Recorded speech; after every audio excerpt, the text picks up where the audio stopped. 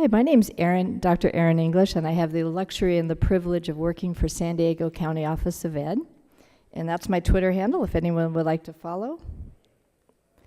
We, about a year and a half ago, I had the opportunity to be hired into the San Diego County Office of Ed with my co-partner here, Dr. Patrick Gidesrambungal, who is the Chief Innovation Officer. And we were tasked with creating a brand new department, and it's called the it's actually a division, Innovation Division. And with that, I'm going to take you through the journey we've had in the last year and then invite you to partner with us when we're done. So we started with the challenge. Before I was hired, and continually, we have this challenge. We have 45% of our students, our African American and Latino students, are enrolled in secondary education. That means they just don't go into secondary education, over half. With 71 of our students who are white and Asian do go into post-secondary education. So that's startling statistics in San Diego County, where we serve, the County Office of Ed in San Diego, who don't know San Diego, our county office serves over 500,000 students. We serve also 45 districts. We're the fiduciary oversight and the support for 45 districts. So these statistics are startling, and we have to do something about that. 50% of our students who are African American or Latino do not enroll in college, and they will be unemployed. The challenge we also have is 55% of the job vacancies in San Diego County need a higher education degree in order for students to get those jobs. So you're seeing the gap here.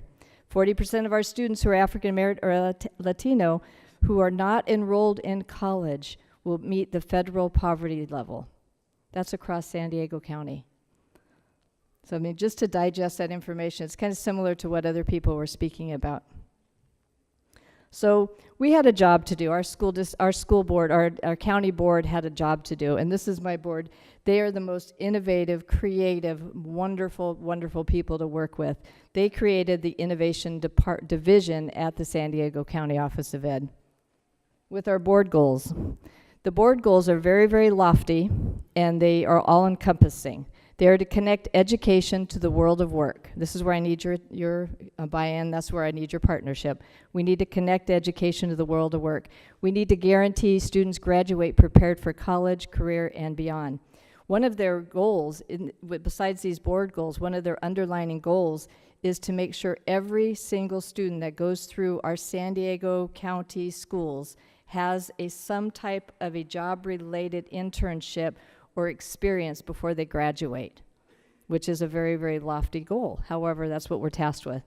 We also need to provide educational opportunities for all students, including historically underserved students. As you saw, some of our students are historically underserved. And we need to become the leader and model for innovation. And we don't look at innovation as trying new gadgets and new tools. It's about how we're addressing problems that we have, big, giant, lofty problems. And we want to maximize human and operational potential. And under the leadership of our new superintendent, he's in his third year right now, he's Dr. Paul Gothold, he has tasked us with these lofty goals. And our goal is here, or our motto, mission, is to create the innovation and equity departments that tasked with supporting and coaching San Diego districts in providing relevant, engaging, personalized learning opportunities so that every child in San Diego meets and exceeds their learning goals, which is, again, a lofty goal. Because you look at every child, we look at every single child. So with that, we have created this division. We started out with just Dr. Gidesrambungal and myself, and then we started hiring different, and bringing in different departments and hiring different personnel. We do have a data scientist that's helping us measure our impact. So we have an equity division. We'll talk about that in a moment. We have different departments, and we'll talk about that.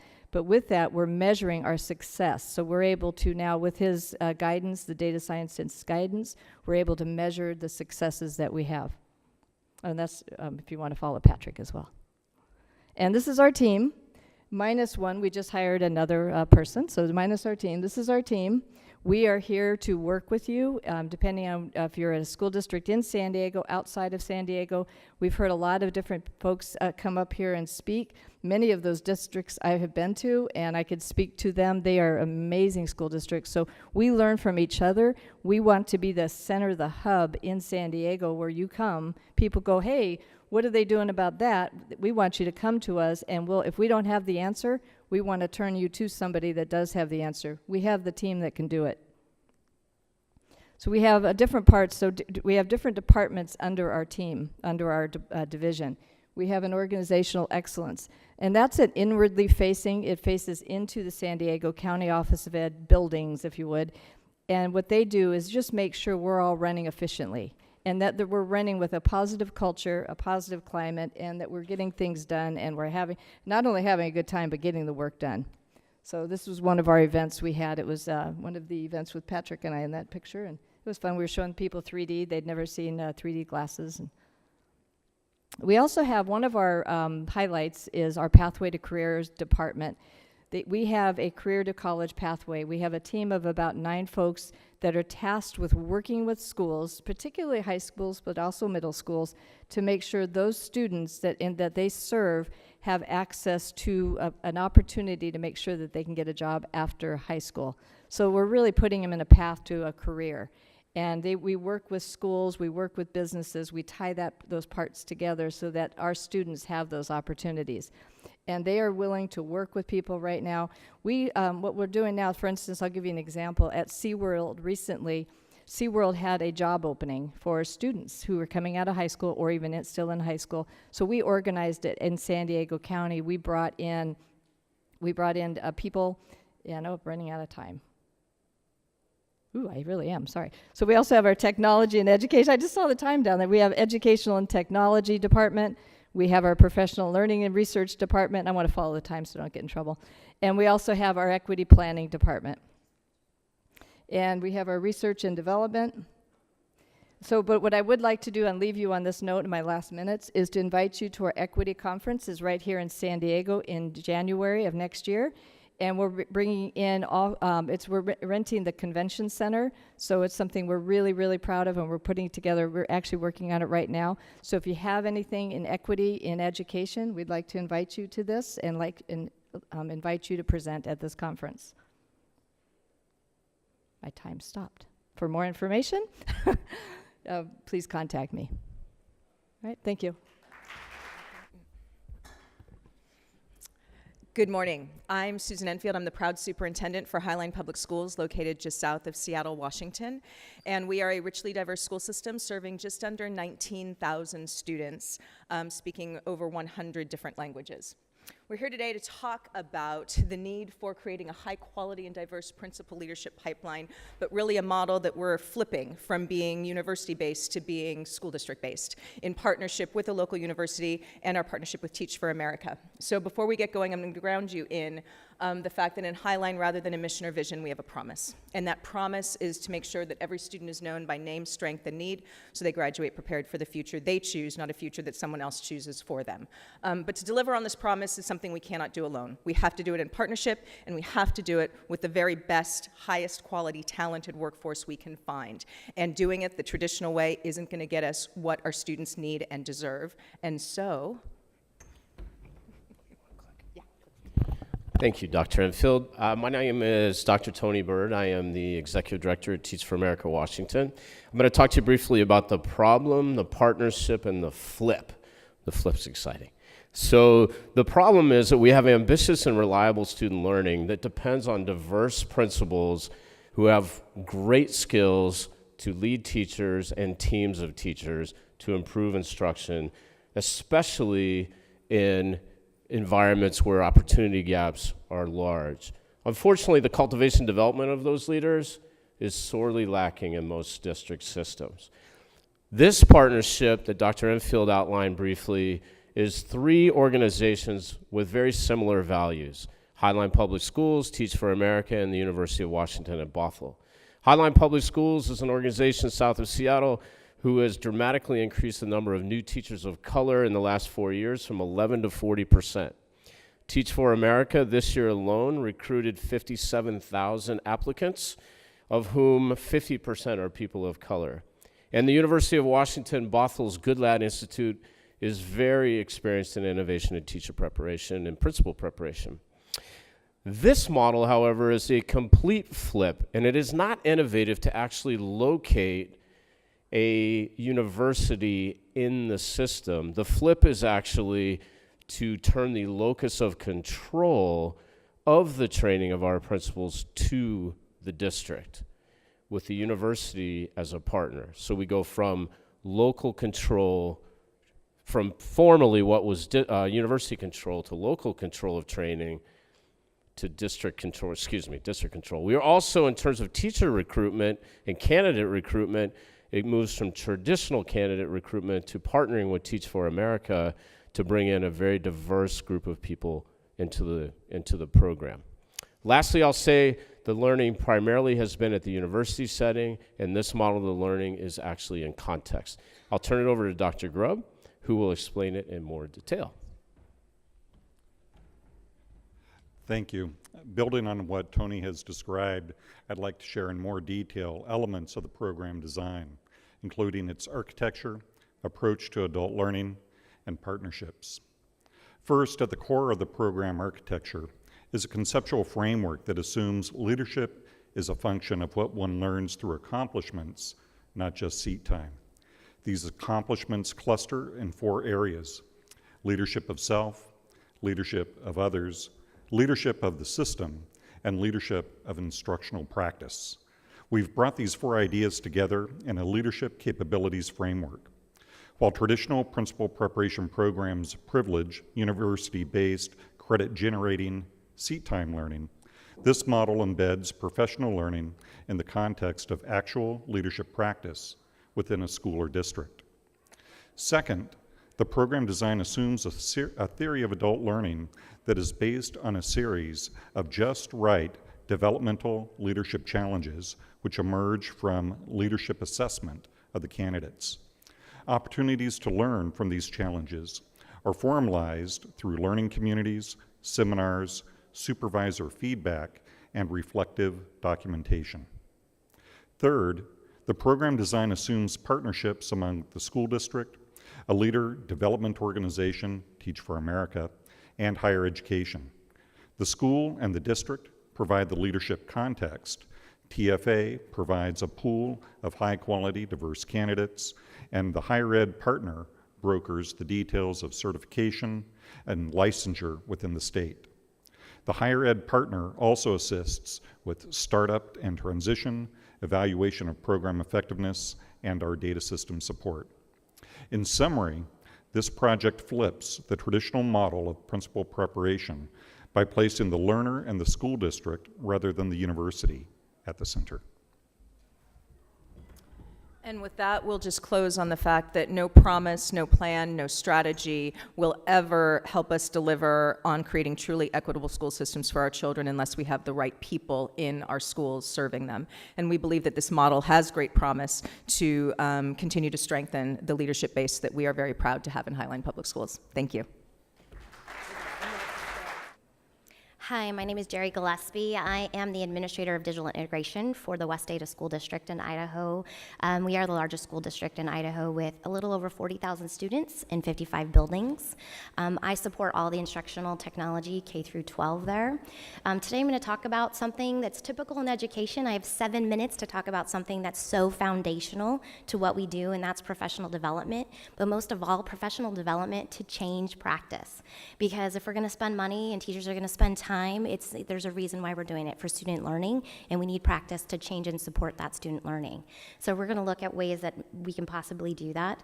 Find me on Twitter at Gerry Gillespie. I have given a lot of the materials that you're going to see in these slides out to districts all over. So if there's anything here that you want to know more about, please feel free to reach out to me.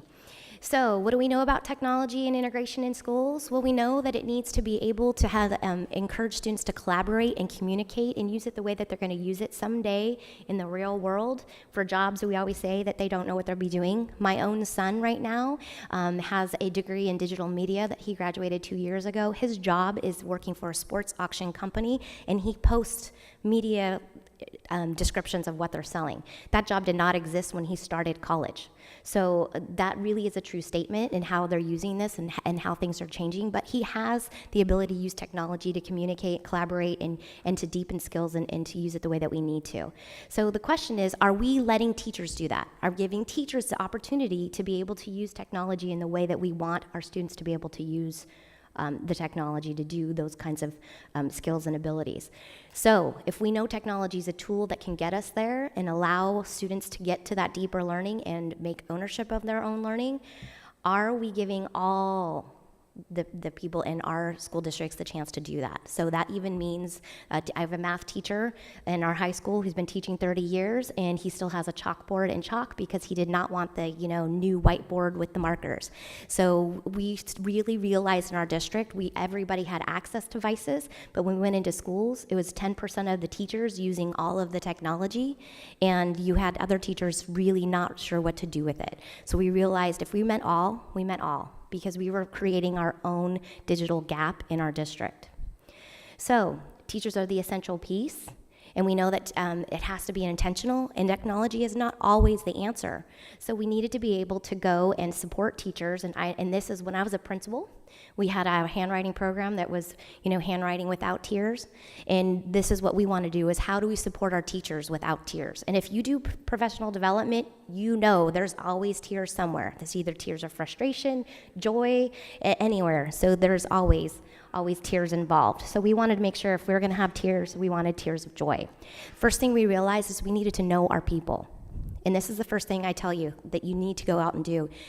Teaching is personal. You need to know the identity of your teachers, because it doesn't matter what it is. If they don't believe in it, if they don't feel confident using it, it doesn't matter how magical it is, they won't use it in their classroom. So the first thing we do is we created post and pre-post surveys, and we asked things about beliefs, we asked things about practice, we asked things about their self-perceptions of what they needed and the skills that they needed. That gave us a lot of information about how to target support for them, because our time was limited with them. We needed to identify clear expectations. So we created a success criterion for every skills that we have and where we wanted them to be, so that teachers can see what they needed to be able to do and get through that transition. We created a skills progression that we call walk, jump, leap. That leap is a transfer of skills and where we need it, because that's where student ownership and things are going to come into play. We created an implementation progression. If you notice, it starts with the leaders in the building. Like the previous presentation, leadership is essential, having the right people in the building. So we start with the leader and the admin teams, and we set those expectations all the way through to where we have student ownership. And then we create that support of team structure. That is essential. You've got to have a support system. And that does not mean train the trainer. That means that you have a team of teachers that are looking at focused, aligned, clear examples of how they want to use it, that they're actively engaged in the learning, that they have a chance to facilitate and be able to help each other, gain capacity, but most important, reflection, right? So we also model expectations and accountability. We practice what we preach. If we are going to have teachers and ask them to collaborate and communicate and teach their students how to do that and use technology in ways that will deepen learning, then we have to give them those opportunities to do that. We started with productivity. We call these impact areas. How do we make your job easier? How do we get down and see what kind of tools we have? And we go all the way down the spectrum from collaboration, from teacher to teacher to student, and then student to student, until we get to that ownership learning in the bottom. We offered very different types of learnings, including ed camps, teacher-led types of professional development. We had blended learning where people could meet we use Microsoft Teams. They are allowed to get on there and have post discussions. I have groups right now that have elementary teachers discussing teaching strategies with high school teachers. I've got a teacher who's learning how to differentiate in his classroom, and a science teacher. That's something he's never done before. And then we also have a menu of support so that people have an option of how they can get a hold and support us. Now, I know we mentioned that we are a large school district, but my team is 4. There are 4 of us, and we support 44,000 people. So you can do it, because we have seen a change, and this is probably the most important piece, is we call it walk, jump, leap. If you are teachers in here, I'm going to tell you, give yourself a break. Take the time to learn the tool for yourself. Get there, and the first thing good educators want to do is they want to figure out how I'm going to use this in my classroom. And we tell our teachers, stop for a second. Learn this for yourself, because it has to be a transfer skill, and eventually you will get there and the creativity will flow. And that's how we see our teachers sharing chapters with authors in Europe. I have 5th graders who helped edit a new book last week. So you want to build a network of collaboration and allow teachers those opportunities to find and reach out to each other. And this is probably really important too, reflection. It's not the art and science of teaching, it's the art and science of reflection. Just because you trained on it does not mean that it's going to happen in daily application. So set up a follow through to make sure that you can reach those teachers and see what they need and fail forward. So I know it's a lot in 7 minutes, but hopefully if you need anything, you can reach out to me. Yeah.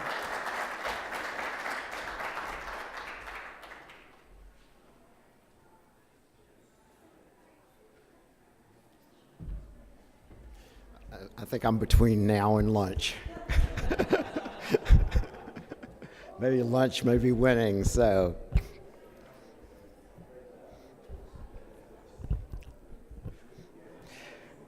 Well, this is coming up. I'm a retired superintendent of schools. I have been a superintendent of schools for 23 years. I've worked in urban as well as suburban districts. What I'm going to be talking about today is really the turning around of an urban district. So that'll be my focus of my presentation.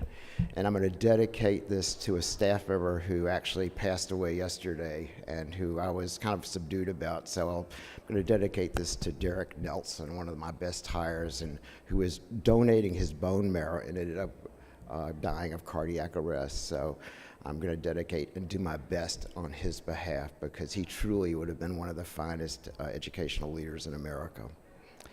So, and the pitch here is that targeted innovations, although really working well, you could have a good English program, you could have a good trauma prevention programs, but to really make a big difference worldwide. I guess I disagree a little bit with the presenter yesterday, Mr. Reed, who did Netflix, but I think that the large public school systems, urban school systems, have to turn around. So this is the best story that I've been able to find, and I was a part of it, so I want to share that with you today. If I can make this work. I don't think it's going. Yeah, okay.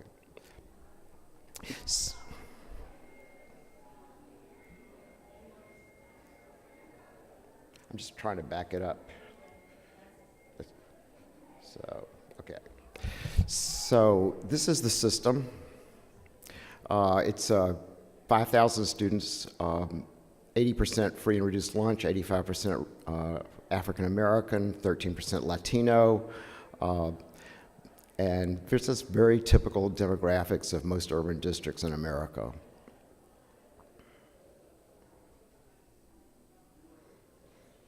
I think this battery's kind of dead.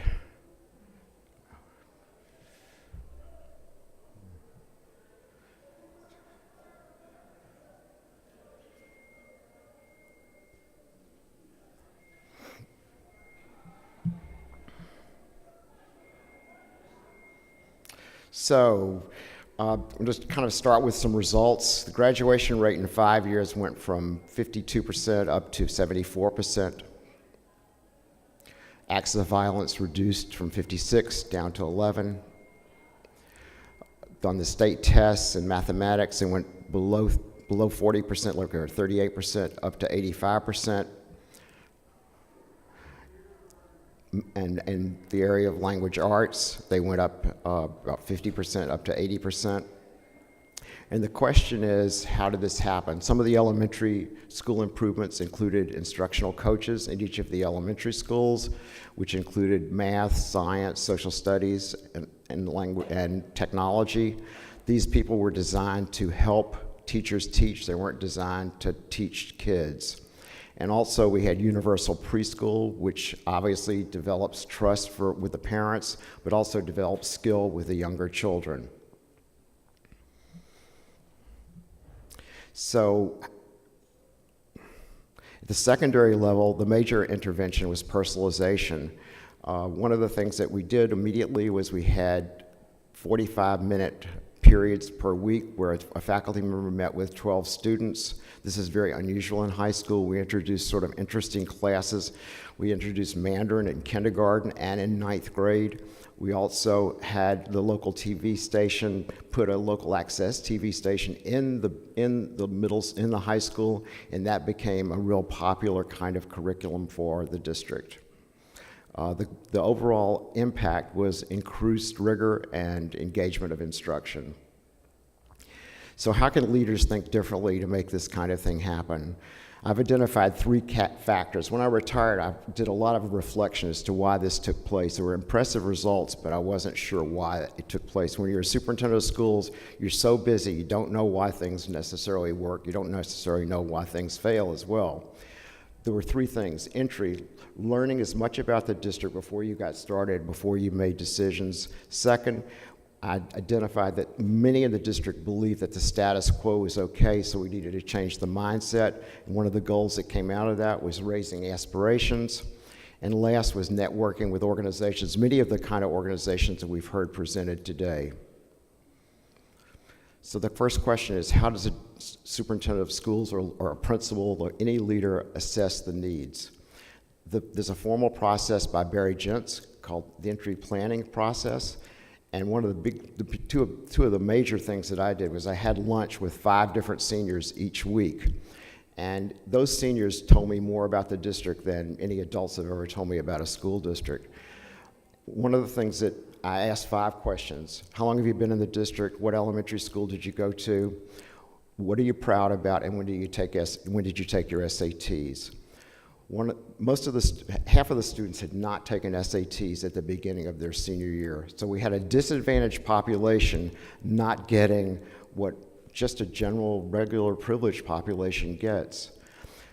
In terms of trauma, in response to the question about pride, one of the young ladies said to me, what I'm proud about is I've missed the big 4. I've avoided the big 4. And at the end of the session, I said, what were the big 4? Pregnancy, drugs, jail, and death. I asked the students regularly how many knew someone who was involved in the big 4. Everybody raises their hands. So in a disadvantaged school like this, you have kids who are facing trauma on a daily basis. When I talked to the adults, they were more than willing to accept the status quo. I mean, the guidance counselors were unwittingly complicit in keeping the kids from going to college by not even advocating their taking the SATs. So the response was pretty easy. We just got the educational testing service to make it a site for SATs, and we paid for SATs and PSATs starting in 9th grade. And this is just a listing of disparities. One of the most glaring disparities that I can just give you a quick example. We were hiring a middle school principal. We had 15 applicants. The neighboring district, Milburn, New Jersey, had 150 applicants for the exact same position. So one of the facts of life in urban districts is they have to become a career destination.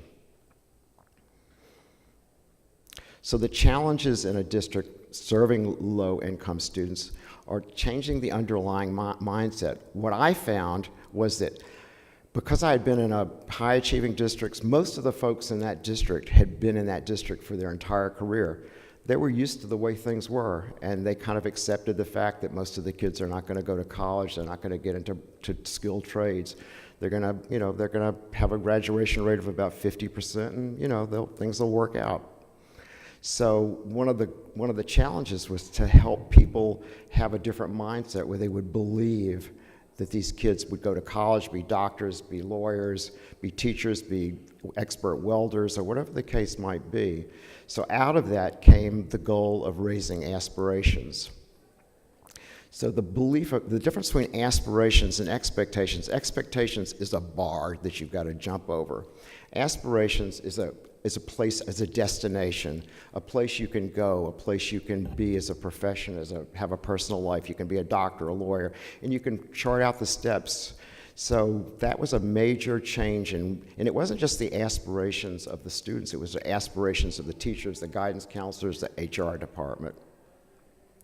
And this is like a little aspirational toolbox that kind of a concept. But one of the things that we did, a lot of the things that were aspirational didn't cost a dime.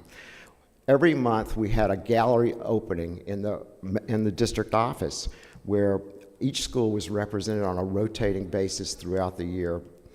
Parents, community members, the mayor, everybody came to that. I mean, one of the most pleasant experiences I would see a parent line up their child next to their artwork and take a photograph with the whole family with that piece of artwork. And we'd give refreshments. We'd make it like a real professional art gallery. And that kind of practice continues to this day. Simple things can change the aspiration level. The third aspect, we've got entry, we've got having a goal to raise aspirations, and the third is to develop relationships with like-minded organizations. New Jersey Seeds, I'll just give you one example. New Jersey Seeds took our 15 highest performing ninth graders, and every Saturday they took them to Seton Hall. 3 weeks in the summer, they took them to a college campus. They then helped them with their college application process, and they also then helped them once they were in college. It didn't just help those 15 kids, it became a model. If those 15 kids could do it, why couldn't everybody else do it? So that became a really kind of a springboard. Hamilton Scholars does a similar kind of thing, but there's a lot of organizations that I've heard presented today and over the last couple of days that would fit into this category. So what happens when leaders think differently and do different things? Well, you get higher graduation rates, you get increased college acceptances, increased student achievement, greater parent involvement, proud students, staff, and faculty. My last year in Orange, 2 students got into Ivy League schools. One young lady got into 5 Ivy League schools, and a young gentleman got a full ride to Wharton at the University of Pennsylvania. No one could remember ever a student from Orange going to an Ivy League school. So if it can happen in Orange, it can happen anywhere. I don't think I'm particularly special about being a leader or so brilliant or anything. They're just practical things. So my 3 takeaways for you are: learn about the organization through an entry plan, develop trust, understand the strengths and weaknesses of the organization. Second, figure out what kind of, especially in urban districts, I think Orange is probably not atypical, that a lot of the people who've worked in urban districts have always worked in urban districts. So they have to understand, they did visit the highest achieving school districts in the state, need to understand what it takes to be a high achieving school district. And in New Jersey, what happens is that I'm very atypical, having worked in an urban district and a suburban district. Most superintendents have either spent their careers in suburban districts or in urban districts. And lastly, to network with those who prioritize the needs of students from low-income backgrounds. And based on the sort of this arc of change that Michael Moe talked about, where you have 7 million people who are unemployed and 6 million jobs that are unfilled, if we turn around urban schools, that we could actually fix this, so that instead of 9% of children from low-income families becoming college graduates and 77% of high-income families becoming college graduates, that we could, what I'm imagining is that we could end this disparity and correct the imbalance between jobs that are available versus jobs that are unemployed. So thank you very much.